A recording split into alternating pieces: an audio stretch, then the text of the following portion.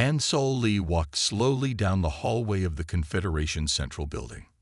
Though he was a skilled diplomat who had worked on Earth for many years, this was different. Here, he was a giant among tiny beings. The special path he walked on was made just for humans. It was raised above the regular floor so that he wouldn't accidentally step on anyone. Han Sol wore a light exosuit that helped him move carefully and showed him where it was safe to step. "Thank you for coming, Diplomat Lee," said a small voice. A Navy named Tycho stood on a rising platform so he could speak with Han Sol face to face. "The Council will see you now." Han Sol nodded. He was here to speak for Captain Subin Choi, who had saved the Navy Science Station, but now faced punishment from Earth. He was also here to help find a place for humans in the galactic community. The council room was large by Confederation standards, but still felt small to Han Sol. In the center was a round table with representatives from 12 different species. Each was small like the Navy, though they had different shapes and colors. Some had wings, others had many legs, and one looked like a small blue octopus in a water tank. Han Sol sat carefully on a special chair made for his size. Even sitting, he towered over everyone else in the room. "The Council recognizes Diplomat Han Sol-Lee of Earth," said a gray-skinned alien with 4 eyes. "You are here to discuss the military action taken by your ship Thunderbolt against the Vespid Raiders." Han Sol bowed his head. "Yes, Counselor." Captain Subin Choi acted to save lives at the science station. She had no orders to fight, but she could not watch the Navy scientists die. A thin alien with butterfly-like wings spoke next. "We understand her reasons, but we are concerned about human military power. Your smallest weapons can destroy our largest ships. How can we feel safe with such giants among us?" This was the real problem. Many in the Confederation feared humans because of their size and strength. "If I may," Han Sol said carefully, "size does not determine character. On Earth, we have a story about a gentle giant who uses his strength to help others, not to hurt them. Humans want to be that kind of giant." The council talked among themselves. Some seemed afraid, others angry, and a few curious. Suddenly, a loud bang echoed through the room. A small door burst open. A group of aliens with red markings on their bodies rushed in, holding tiny weapons. "Death to the giants and those who welcome them," one shouted. Before the council security could react, one of the attackers aimed at the blue octopus counselor. Han Sol saw what was happening and moved instantly. He reached out with his large hand and covered the counselor's water tank, protecting it from the attack. The shot hit Han Sol's hand instead, burning his skin. Security forces quickly caught the attackers. They were members of a group called the Small Purity Front, who hated the idea of humans joining the Confederation. As a doctor treated Han Sol's burned hand, the octopus counselor floated to the top of its tank. "You used your size to shield me," it said in a bubbling voice. "You could have let me die." Many would see one less voice supporting human inclusion. Han Sol shook his head. "That is not our way. Humans want to protect, not threaten." The mood in the council changed after the attack. Han Sol's actions showed that human size could be an advantage for the Confederation, not a danger. 3 days later, the council voted. Captain Subin would not be punished. Instead, she would help create new rules for human ships protecting Confederation space, and humans would be officially recognized as friendly giants in the galactic community. As Han Sol prepared to return to Earth with the good news, he knew this was just the beginning of humanity's journey among the stars. 3 months had passed since humans first met the Na'vi. In that time, both species had learned much from each other. A joint science station orbited around a moon near Navera. The station had 2 parts, a human-sized section and a much smaller Na'vi section. They were connected by special rooms where both species could meet. Captain Subin Choi commanded the Earth defense ship Thunderbolt. Her job was to protect the human scientists at the station. She was bored most days. Nothing exciting happened here at the edge of Na'vi space. "Captain, we're picking up unusual signals," said Officer Day, looking up from his screen. Subin walked over. "What kind of signals?" "Many small ships moving fast toward the science station. They're not Navy ships." Subin frowned. "Contact the station. Ask if they're expecting visitors." A minute later, Officer Da looked worried. "The station says no ships should be coming. The Navy scientists sound scared. They say it might be the Vespid." "Vespid? Who are they?" "A hostile species from the Confederation. They raid other worlds and steal technology." Subin made a quick decision. "Move us between those ships and the station. Let's get a look at them." The Thunderbolt changed course. Soon, they could see the approaching ships on their screens. There were dozens of them, each about the size of a small car. To humans, they looked like toys, but Subin knew that to the Na'vi. They were deadly warships. "They're firing on the station," shouted Officer Da. On the screen, Subin could see small flashes of light. The attacking ships were firing energy weapons at the Na'vi section of the station. "We need to help them," said Subin. "But we have no orders to fight in Confederation space." She thought quickly. The Na'vi on the station would die if she did nothing, but helping might cause a diplomatic problem. "Prepare point defense lasers," she ordered. "Target those ships, but use minimal power. We just want to scare them off, not destroy them." The weapons officer looked unsure. "Our smallest weapons are still very powerful compared to those ships, Captain." "I know. Be careful. Think of it like swatting flies. Don't use full power." The Thunderbolt moved closer to the battle. Its laser systems, designed to shoot down missiles, fired short bursts at the attacking ships. The first shot hit one of the Vespid ships, cutting it in half. "Power down to 5%, Subin ordered. "That's too much." The next shots were gentler.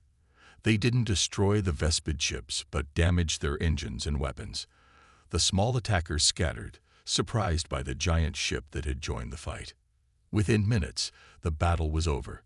The Vespid ships that could still fly retreated quickly. The Navy section reports 6 dead, 12 injured, Officer Day said sadly. "But they say it would have been much worse without our help."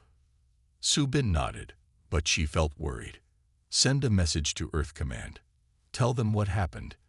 Make it clear that I take full responsibility for firing on the Vespid." Later that day, Subin received a reply from Earth Command. "Captain Choi, while we understand your desire to protect our allies, you fired weapons in another sovereign territory without authorization. Return to Earth immediately for court-martial proceedings." Subin wasn't surprised. She knew the rules. But as she prepared to leave, a message came from the Navy Council. "Captain Subin Choi saved many Navy lives today," it read. "The Vespid would have killed everyone at the station. We thank the giant who protected the small." Subin smiled sadly. She might lose her job, but she had done the right thing. As the Thunderbolt set course for Earth, she wondered what would happen next in this complicated relationship between giants and the small beings of the stars. Dr. Jiwoo Park checked her special suit one more time. It was made to help her move carefully on the alien planet. As Earth's top expert on alien life, she led the first human team to visit Navara, the home world of the Na'vi. "Remember, one wrong step could crush a building," said Captain Bora over the radio. "Your suits will warn you if you get too close to something." Jiwoo nodded. Her suit was heavy but important. It had sensors to detect tiny structures and would stop her legs from moving as she might step on something important. It also had small cameras to see things too small for human eyes. The landing ship touched down gently in a special area the Na'vi had cleared. It was a flat plain with no buildings nearby. When the door opened, Jiwoo saw hundreds of tiny Na'vi watching from a safe distance. "It's like being Godzilla," whispered Hack, one of the other scientists on her team. "Except we're here to make friends, not destroy cities," Jiwoo reminded him. "Now slow steps, just like we practiced." The 5 humans walked carefully down the ramp. Each step was measured and slow. The Navi moved back further when they saw how truly big humans were. Even in pictures and videos, they hadn't fully understood the scale difference. A small platform rose from the ground, bringing a group of Navi up to better see the human faces. The platform stopped at waist height to the humans. "Welcome to Navarra," said a Navi in a blue robe. "I am Luli, chief speaker for the Navi High Council." Jaiwu bowed slightly, careful not to lose her balance. "Thank you for having us. I am Dr. Jiwoo Park of Earth." The next few hours were filled with careful conversation. The humans learned that the Navi had already told the Galactic Confederation about them. The news of giant intelligent beings had spread quickly. "Many are afraid," Luli admitted. "In all our history of space travel, we have met 27 different intelligent species. All are between 20 and 50 centimeters tall." "You mean all intelligent aliens are small like you?" Jiwoo asked, surprised. "Yes.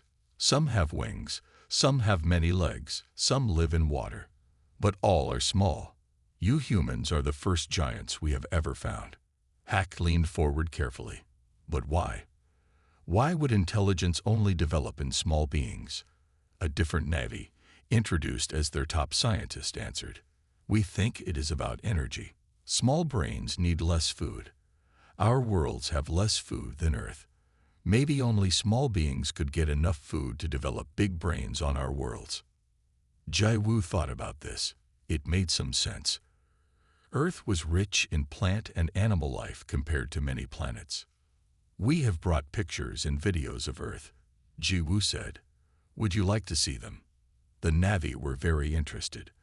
When they saw images of Earth's cities, forests, and oceans, they made sounds of wonder. "Everything is built so big and strong," said Luli. "Your trees would be like sky towers to us. Even your smallest animals would be monsters here," added another Navi. Jiwoo felt strange. She had always thought of humans as small in the universe, small compared to mountains, oceans, and planets. But here, humans were the giants. Later, the Navi took them on a tour. The humans had to stay on special paths, but they could see the Navi city nearby. It was beautiful, with tiny towers and buildings made of a blue-green material. Flying vehicles the size of birds moved between the buildings. "Tomorrow, representatives from the Confederation will arrive," Luli told them. "They are very eager to meet you giants." As the sun set on her first day on an alien world, Jiwoo wrote in her journal, "We came to space thinking we might be small compared to aliens. Instead, we are giants among the stars. This changes everything we thought about our place in the universe." She looked up at the night sky, wondering what other surprises waited for humanity among the stars. Lieutenant Tae-ho Kim stood tall on the bridge of the Earth Federation ship Horizon. His dark uniform was clean and pressed. The stars shone bright through the large windows of the ship. It was the year 2157, and humans had traveled far into space. But they had never met aliens before. "Lieutenant, we're picking up a signal," said Officer Jun, her eyes fixed on her screen. "It's not one of ours." Taeho's heart beat faster. Could this be it? After all these years of searching. "Put it on the main screen," he ordered, his voice calm despite his excitement. The large screen at the front of the bridge flickered to life. At first, there was only static. Then, the image cleared. Tae-ho blinked. He looked again. On the screen was a small blue creature. Very small. It had 4 arms, large black eyes, and stood in what looked like a control room. But everything was tiny. "Hello," Tae-ho said, using the universal greeting that Earth ships were told to use for first contact. "I am Lieutenant Tae-ho Kim of the Earth Federation ship Horizon. The blue creature jumped back in fear. It spoke quickly to others off-screen in a musical language. More small blue creatures appeared. They all stared at Tae-ho with wide eyes. One stepped forward. "You? So big," it said in broken English. "How? Possible?" Tae-ho looked confused. This is our normal size. Who are you? We are Navy, the creature said. I am Pim, speaker for our ship. Your size. Scary. It was then that Taiho understood. He looked at the scale markers on the side of the video feed. The Navy were tiny, no more than 30 centimeters tall. To them, humans must look like giants. Captain to the bridge, Taiho called into his communicator. This was too important for him alone. Captain Bora arrived quickly. Her eyes widened when she saw the screen. Are they small, or are we seeing them wrong? They're small, Captain, Taiho confirmed. They think we're giants. The captain took control of the conversation. For the next hour, the humans and Navy shared basic information. The Navy ship was actually quite large. For them, it carried 2,000 Navy. But their entire ship was smaller than one deck of the Horizon *. We part of Galactic Confederation, Pim explained. Many species, all. He held his hands close together. Small like Navi. Never meet species big like you. The humans learned that the Navi were shocked, but also curious. They had never imagined that intelligent life could grow so large. Would you like to meet in person? Captain Bora asked. There was a long silence. The Navi talked among themselves, sometimes looking scared, sometimes excited. Finally, Pim turned back to the screen. Yes, we meet. But careful, please. Your foot could kill many Navi. Plans were made. The Navi would send a small ship to dock with the Horizon *. Special rooms would be prepared where both species could meet safely. As the call ended, Taiho sat down heavily in his chair. Everything we thought about alien life was wrong. He said to no one in particular.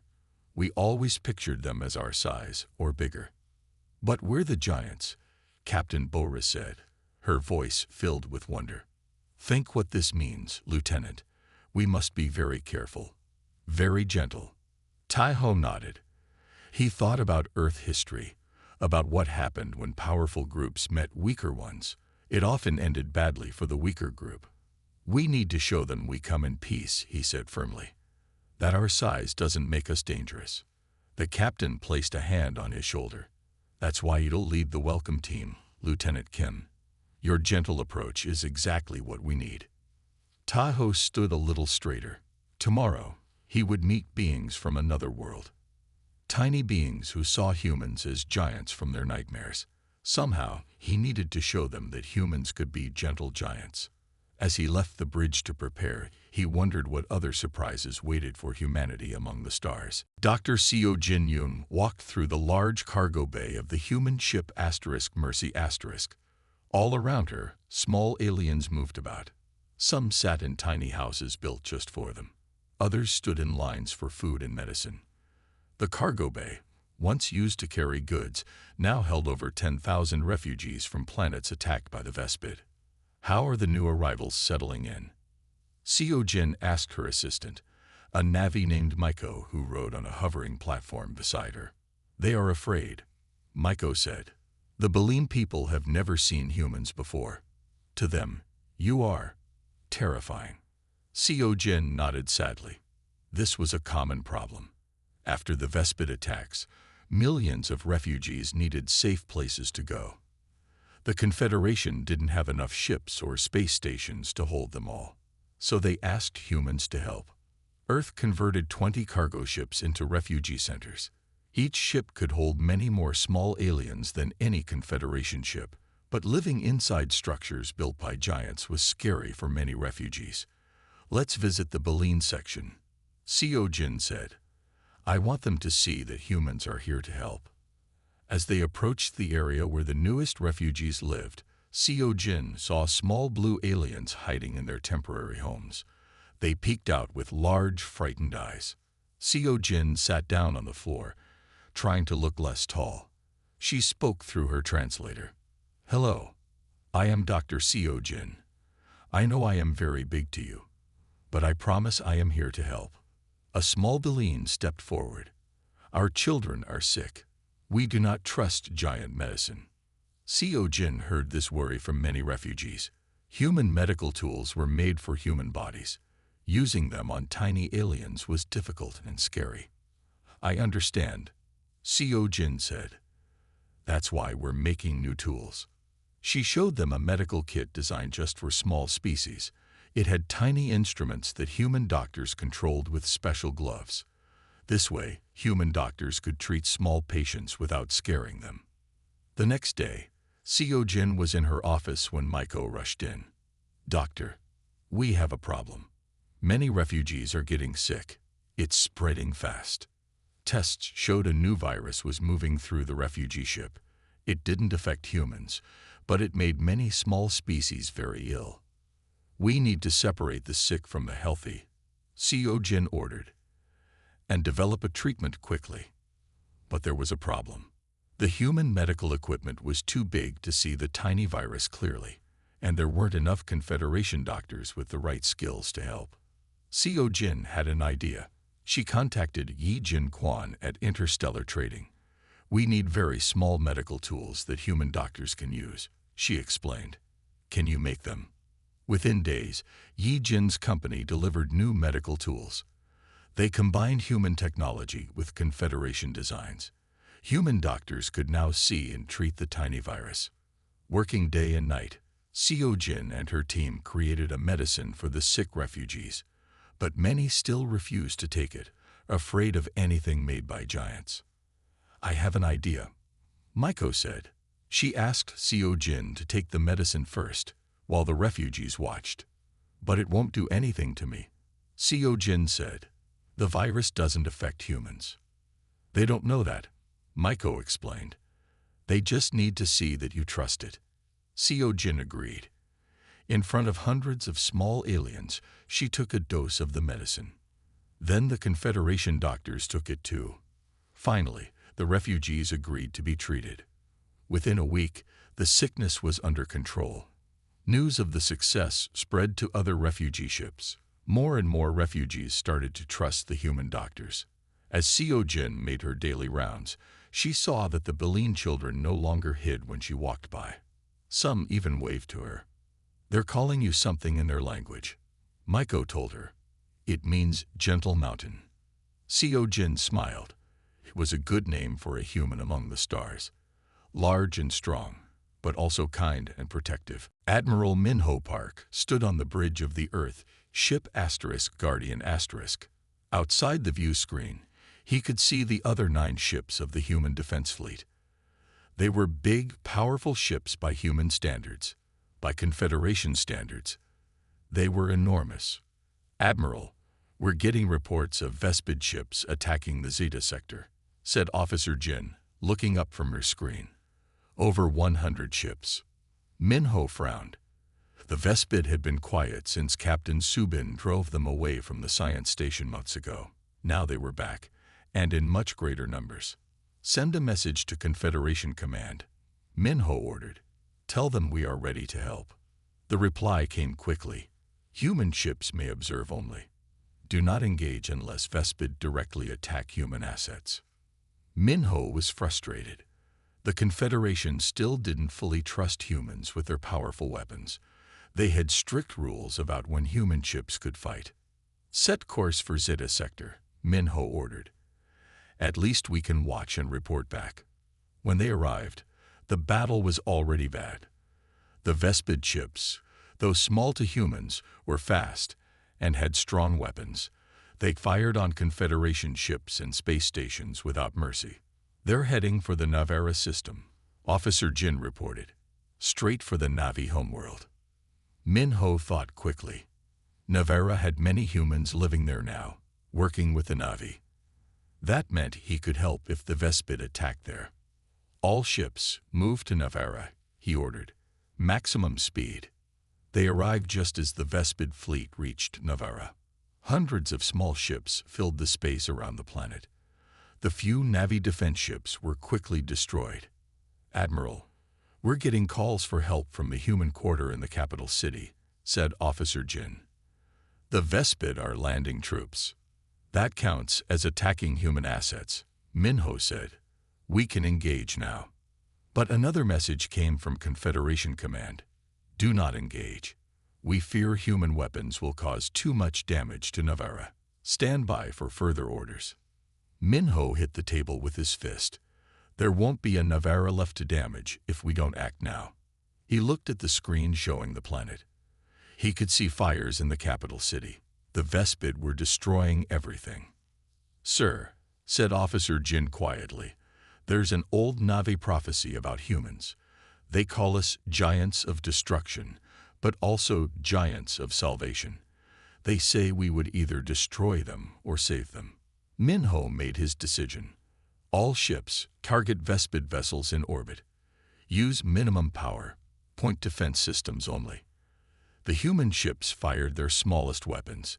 Even these were powerful enough to destroy the Vespid ships with single hits. Within minutes, the sky above Navarra was clear of enemy ships. Now, prepare landing craft, Minho ordered. Tell our Marines to use non-explosive weapons only. We're going down to help. The human Marines landed near the capital city. In their combat exosuits, they looked even bigger than normal humans. They moved carefully through the small buildings, finding and removing Vespid troops. One Marine recorded a video that was seen across the galaxy. A human soldier gently lifting a group of Navi children from a burning building, carrying them to safety in his large hands. After 3 hours, the battle was over. The Vespid were defeated. When Minho finally received new orders from Confederation Command, they simply said, "Good work, Admiral. Stand by for new directive." Later, Minho learned that the Confederation Council had voted to change the rules. Human ships would now be allowed to defend any Confederation world under attack. The Vespid threat had shown everyone that sometimes having giants on your side was exactly what you needed. As Minho looked out at Navarra, he hoped that the prophecy was right, that humans would be giants of salvation, not destruction. Today, at least, they had taken a step in the right direction. 10 years had passed since humans first met the Navi. Tai-Ho Kim, who had been a lieutenant during that first meeting, was now Earth's ambassador to the Confederation. Today was special. The new Galactic Cooperation Center was opening, and Tai-Ho would cut the ribbon. The center was built in orbit around the Confederation capital planet. It was the first building designed from the beginning to let all species work together, no matter their size. Du-Hyun Kang had led the building team, using all he had learned from the Human Quarter project. "Are you ready, Ambassador?" asked Lily, who was now the Navy's top diplomat. She stood on her hover platform next to Tai-Ho. "Ready," Tai-Ho said, smiling at his old friend. They had come a long way since those first scary moments of contact. The main hall of the center was a wonder. It had 7 different levels, one for each size range of species in the Confederation. Ramps and lifts connected all levels. Special screens and sound systems let everyone see and hear each other clearly. It was a place where size truly did not matter. Representatives from all Confederation species filled the hall. Humans, who had once seemed so out of place, now looked like they belonged. There were even small jokes about their size rather than fear. The Human Quarter on the capital is so big that small species need maps to avoid getting lost in human living rooms, a tiny Millie diplomat said, making everyone laugh, including the humans. Tai-Ho stepped to the front of the hall to speak. 10 years ago, I was afraid when I first saw the Navi. They were so small, I worried we might hurt them by accident. And they were afraid of us because we were so big. He looked around the room.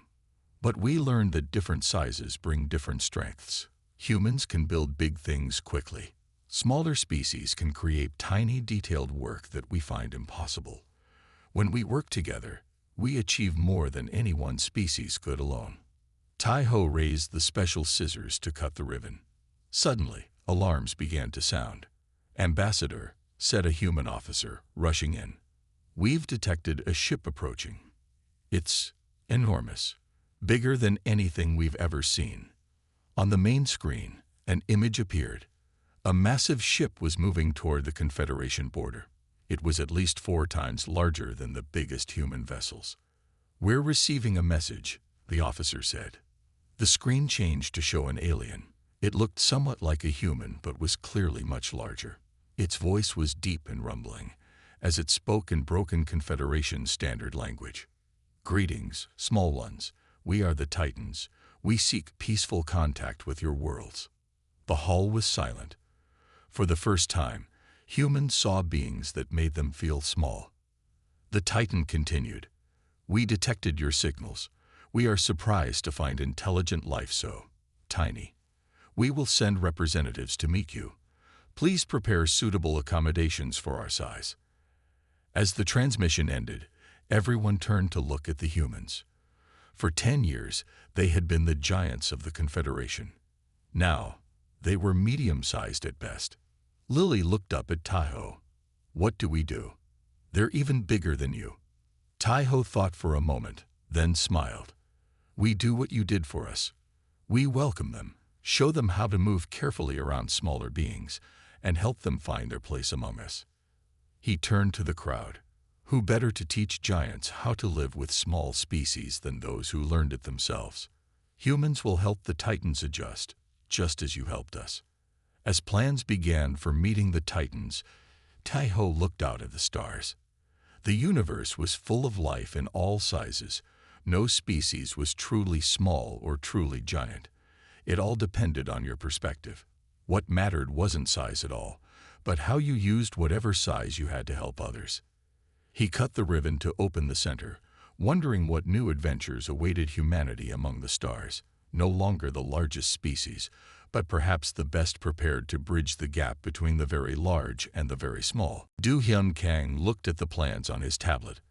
As the lead engineer for the Human Quarter project, he had a big job ahead. The Confederation had given humans a section of their capital city to build homes and offices that fit human size. It would be the first place in the Confederation made for giants. "What do you think of the bridge design?" asked Lily, a Navi architect who worked with Du Hyun.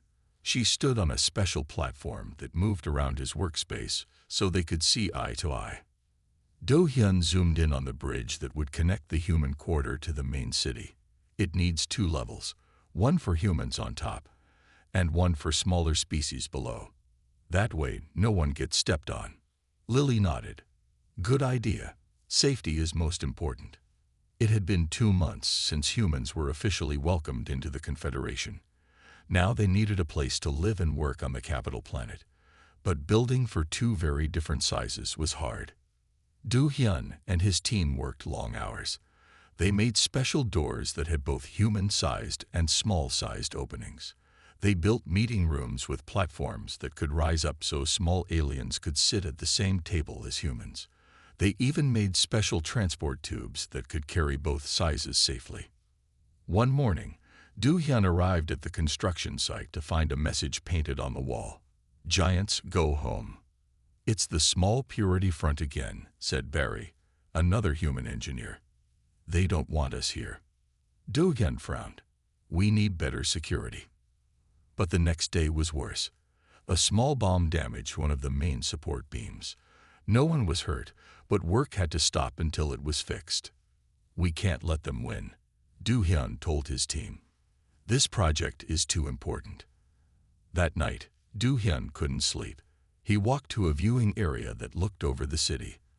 The Confederation capital was beautiful, with thousands of tiny lights glowing in the darkness.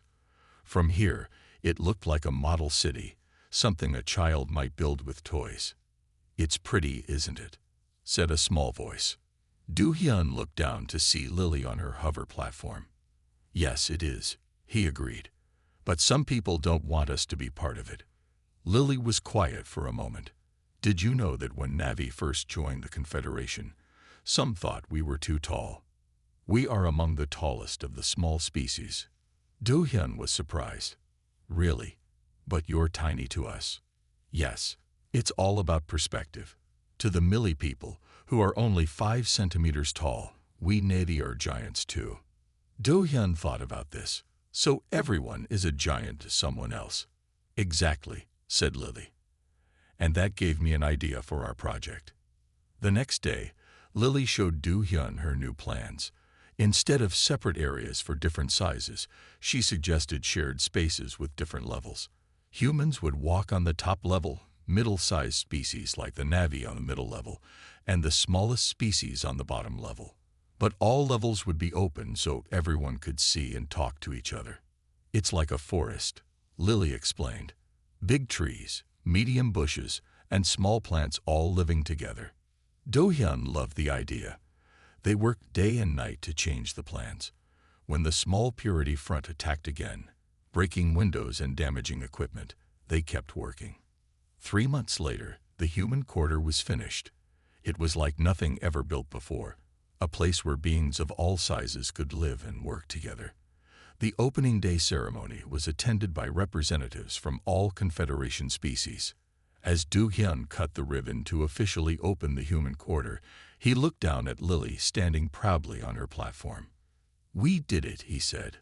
"We built a place where size doesn't matter." Lily smiled up at him. "No, my giant friend. We built a place where size matters in all the right ways." Lei Jin-kwon looked at the tiny machine parts spread across her desk. Each one was perfect, but so small she needed special tools to pick them up. These parts would power the newest Confederation ships. The problem was that it took the Confederation factories 1 week to make just 10 of them.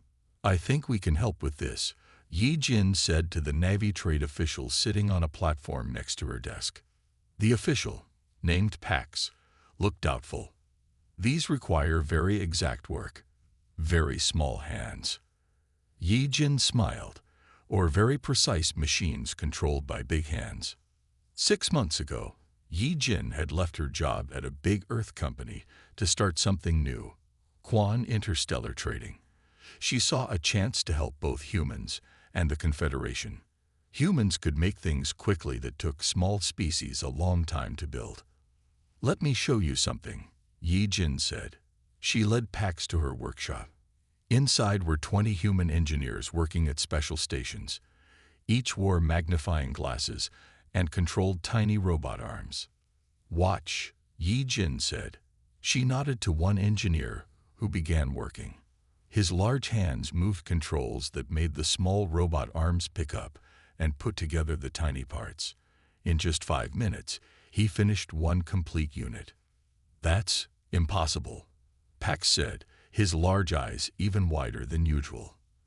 "Our best workers need 2 hours for one unit."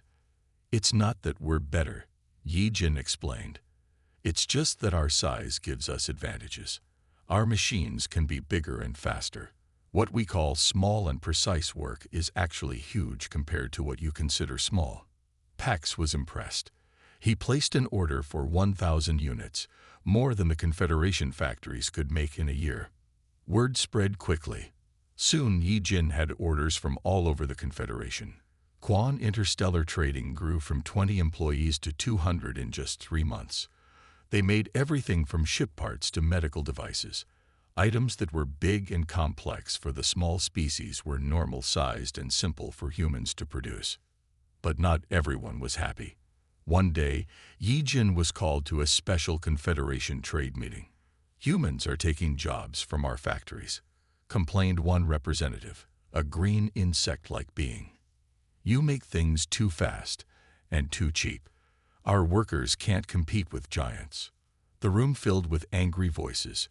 Many species feared that humans would destroy their economies. Yi Jin stood up carefully, aware of her large size compared to everyone else in the room. "I understand your concerns," she said, "but I think you're looking at this wrong. We don't want to replace your factories. We want to help them." She showed them new plans. Instead of making complete products, Quan Interstellar would focus on making the parts that were hardest for small hands to build. Local factories would then use these parts to build the final products. "This way, we all win," Yi Jin explained. "We make the parts that are easy for us, but hard for you. You make the parts that need small, careful work that would be too difficult for us. Together, we can make better products than either of us could alone." There was silence as the trade representatives thought about this. Finally, the head of the Trade Council spoke. "Quan's idea makes sense. We have always believed that different species bring different strengths to the Confederation. Human size is just another difference we can use to help everyone. Not all agreed, but most saw the wisdom in Yi Jin's plan. Over the next year, a new type of industry grew in the Confederation, one where giants and small beings worked together, each doing what they did best.